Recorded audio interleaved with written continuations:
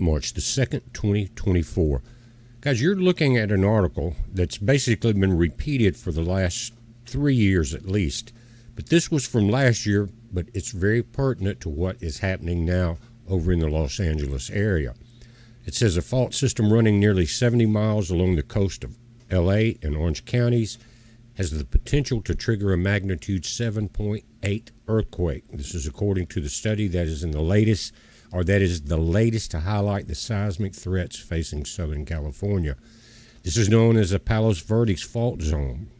The system runs deep beneath the Palo Verdes Peninsula. It previously was thought to be a segmented network of smaller faults, but a closer look by scientists at Harvard suggests it's a system of interconnected, closely spaced planar fractures stretching from the Santa Monica Bay to the waters off Dana Point, again about 70 miles. The analysis determined the fault system, which runs beneath numerous neighborhoods as well as the ports of LA and Long Beach, has a much larger surface area that could rupture in the same seismic event, making it capable of a far more powerful quake than was previously known. Scientists found the fault could produce a quake of a magnitude comparable to one from the San Andreas Fault. Earlier estimates said the fault zone could generate up to a magnitude 7.4, but the new study again last year shows it could produce a quake as strong as 7.8. Guys, between a 7.4 and a 7.8, you're about 4 times the magnitude. That 0.8 and 0.4 mean a lot when you get that strong. And that's what they're talking about here. It says the difference may be only a few decimal points, but an earthquake's energy is measured exponentially. According to the USGA, or Geological Survey, a magnitude 7.8 quake produces 4 times or quadruple the energy of a magnitude 7.4. In a worst-case scenario, the Palos Verdes fault zone could unleash a quake that combines the most destructive qualities of the 1994 North Ridge quake and a magnitude 6.7 and a 7.1 Ridge crest quake that struck in 2019. This is from John H. Shaw, professor of structural and economic geology at Harvard and one of the 3 authors of the new studies. The North Ridge quake, many of you seen these on TV. Remember when the interstates were collapsing on each other, and one of them happened during a Major League Baseball game? Said the North Ridge quake killed 57 people, having had a devastating combined side-to-side and up-and-down motion that proved especially destructive to structures. That same combined lateral and vertical movements of faults is possible along the Palos Verdes network. Now, this is what we're talking about. It stretches from north of Santa Monica all the way south of Dana Point, again about 70 miles. So if it shifted, guys, you could have tsunamis along the Outer Banks, but what I think they're most concerned about is the Rancho Palos Verde area. It goes under the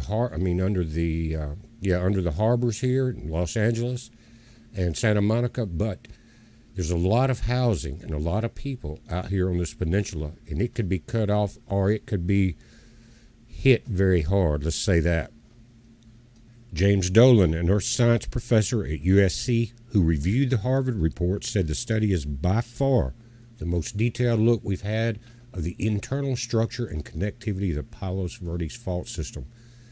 Scientists had previously been able to study only portions of it, the fault system, which runs mostly underwater.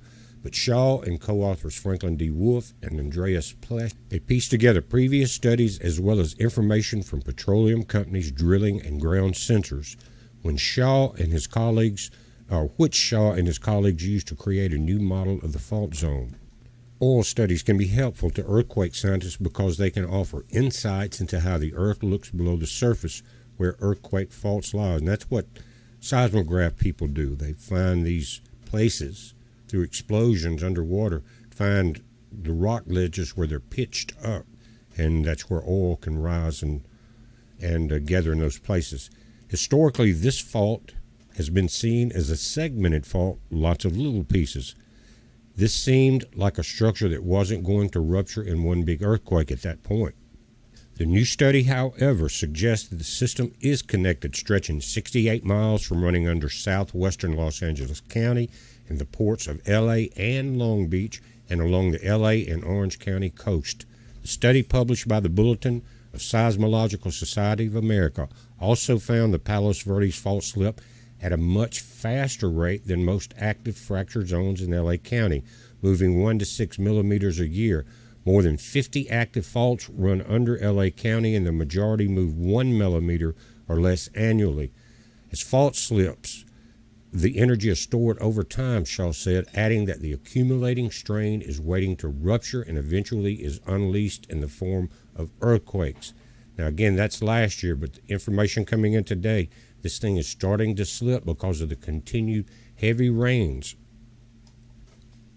Now, this image from a helicopter is from the Palos Verdes community where the residential people are. It's very large up on the cliff there on the ocean side, and it's starting to pull apart. Look at how they're trying to patch these roads. I think what you're looking at is they probably poured a few layers of concrete to fill it in. They covered it because the heavy rains are still there. They're trying to let it dry. But this is going on all over this area, guys, so you better pay attention to it and watch what side of this fault zone you're on. And this is a close-up. Again, all of this rain is causing everything to sag. They're saying there that the ground is already saturated. And there's videos out to where people are begging Newsom to come in and put the money in to try to stabilize this thing.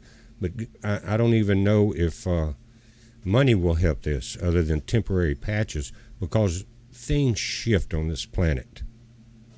And there's not enough money in the world to prop up something 70 miles long that's already saturated and starting to do what you're seeing here.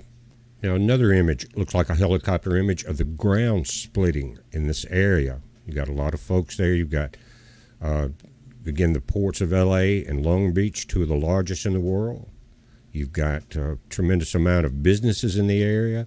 You've got a lot of residential areas in there, and they're already losing water. There was a lady in one video asking Newsom to please come in and help. I don't think he's interested in helping a lot of people unless he's running for office and it's just a few months before that time. But anyway, guys, I don't think there's enough money to stop what we're seeing. As long as the rains continue, this will continue to be a problem. Even after the rain stop, how much damage is done to this existing fault, and they're saying pressure is built up over the years. You could be dealing with a 7.8. Think about it.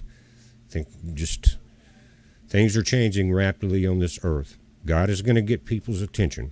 We're watching it. You watch it. It's a heads up. Be safe.